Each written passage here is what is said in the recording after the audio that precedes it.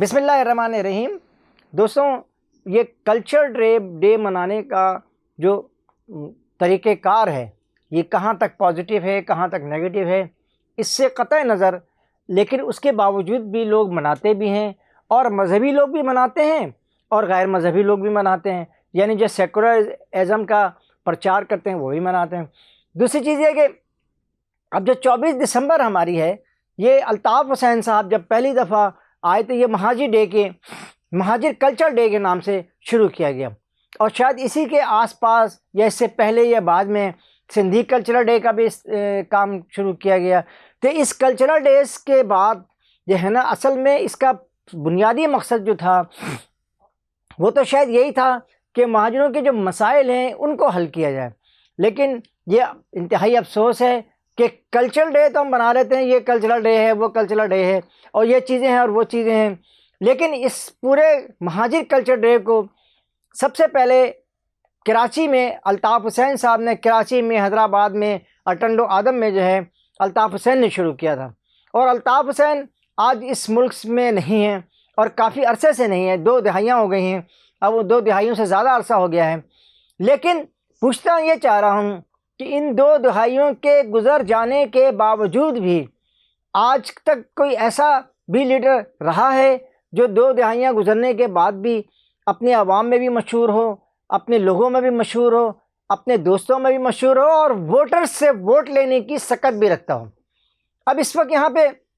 MKM Pakistan بھی بنی ہوئی ہے، جو یقینی طور پہ کلچرل ڈے، جو مہاجر کلچرل ڈے، اس میں یہ آگے بڑھ کر آگے آئے گی، لیکن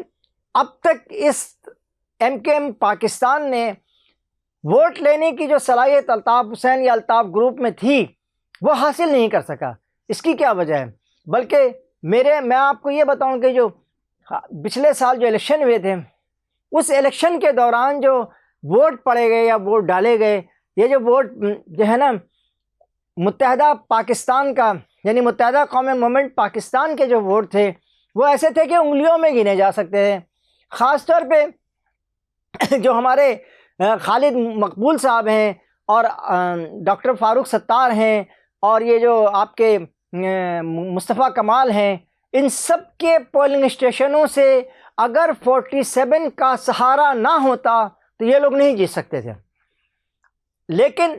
فارم 47 کے سہارا لینے کے باوجود بھی آپ جیت گئے، اور جیتنے کے بعد جو آپ نے عوام کو ڈیلیور کرنا تھا وہ نہیں کر پا رہے۔ اس کی وجہ کیا ہے؟ اس لیے کہ آپ کو صرف اقتدار تو دیا گیا ہے لیکن اختیار نہیں دیا گیا کہ اب آپ چاہے KPT میں جا کر لگ جائیں، وزیر بن جائیں، چاہے ادھر بن جائیں، چاہے ادھر بن جائیں، چاہے یہ کر لیں چاہے وہ کر لیں، لیکن اس سے کراچی کے اردو بولنے والوں کے لیے کچھ بھی حاصل نہیں ہو رہا ہے۔ ہاں، یہ میں اس پہ بڑے اپریشیٹ اکثر کرتا ہوں کہ پاکستان پیپلز پارٹی جو ہے، وہ جو ذوالفقار علی بھٹو صاحب کی پارٹی تھی، اور اس کے جو لوگ ہیں آج بھی اگر سندھی کلچرل ڈے بناتے ہیں تو وہ اس کا حق بھی رکھتے ہیں، لیکن MKM پاکستان جو کلچرل ڈے کا بڑا اپنے آپ کو انعام لیتی ہے، دیکھیں، اور لینے کی کوشش کرتی ہے، اس نے تو اپنی عوام کو ڈیلیور نہیں کیا۔ اب کراچی میں جو قوانین بنائے جاتے ہیں، یہ جو کبھی آپ نے پلیٹوں کے قوانین، کبھی آپ نے لوٹوں کے قوانین، کبھی آپ نے جو ہے نا وہ یہ جو آج کل روڈوں پہ جو ہے وہ کیمرے کی مدد سے گھروں پہ چالان بھیجے جا رہے ہیں، اس میں تو پورے یعنی ہمارے پاس اس وقت 18 متحدہ قومی موومنٹ پاکستان کے پاس 18 نشستیں موجود ہیں،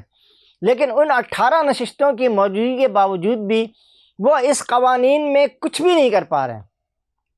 اور اسی طرح سے تقریباً 30-32 کے قریب ان کے جو ہے نا سندھ اسمبلی میں بھی ہیں، لیکن ایسا لگ رہا ہے کہ پیپلز پارٹی کے ساتھ تو مجھے دیکھ لے میں تجھے دیکھ لوں، دیکھنے کا مزہ آج کی رات ہے۔ اس لیے اس کلچرل ڈے کے لیے بھی کوئی ایسی مضبوط پارٹی، میں آپ کو پھر بتاتا چلوں کہ میں الطاف حسین صاحب کو آپ کو بتاؤں کہ اس شہر کے بہت سارے مہاجر لوگوں نے ووٹ نہیں دیے تھے، اور ان میں بہت اچھے لوگ بھی شامل تھے اور بہت ہی بد لوگ بھی شامل تھے، لیکن اس کے باوجود بھی وہ جیتتی رہی ہے۔ یہاں پہ اس کا ایک ووٹ بینک تھا، اس کا ووٹ بینک آج تک ختم کرنے کی کوشش نہیں کی گئی ہے، اور آج بھی اس کا ووٹ بینک، الطاف گروپ کا ووٹ بینک صرف اسی لیے شامل ہے، اسی لیے موجود ہے کہ اس سے پتہ چل رہا ہے کہ جی الطاف حسین کی مقبول، جب الطاف حسین کہیں گے تو آپ کو پتہ ہے ایم کے ایم پاکستان کے بھی ووٹ بڑھ جائیں گے۔ اس لیے ایک ایسا راستہ نکالا جا رہا ہے اس کلچرل ڈے کو منا کر کے، یہ دن منا کر کے، یہ راتیں منا کر کے۔ لیکن ان سب چیزوں کے باوجود بھی اگر کراچی کے جو معمولی سے ہیں، یعنی روڈوں کا مسئلہ ہے، گٹر کا مسئلہ ہے، پانی کا مسئلہ ہے، لائٹ کا مسئلہ ہے، گیس کا بھی مسئلہ شروع ہو گیا ہے، ان کو کسی طرح ختم کیا جائے، اور اس کے لیے ایک مضبوط قیادت جو اس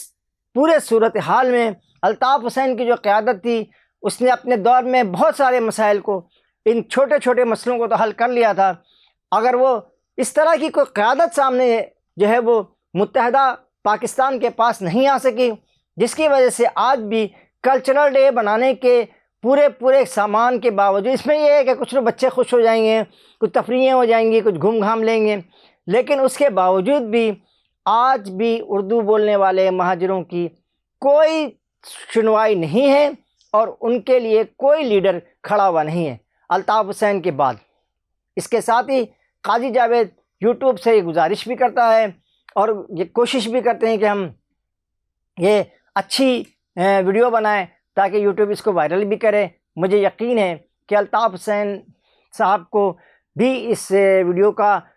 سارا ہم نے جائزہ لیا ہے، ان کو بھی معلوم ہو سکے گا۔ اس کے ساتھ ہی قاضی جاوید آپ سے اجازت چاہتا ہے، میرے چینل کو سبسکرائب بھی کریں اور لائک بھی کریں، جو آپ کر بھی رہے ہیں بہت اور بھی زیادہ کریں، تاکہ اللہ تعالیٰ آپ کو بہت خوشی ہوگی انشاءاللہ۔ اللہ حافظ، السلام علیکم۔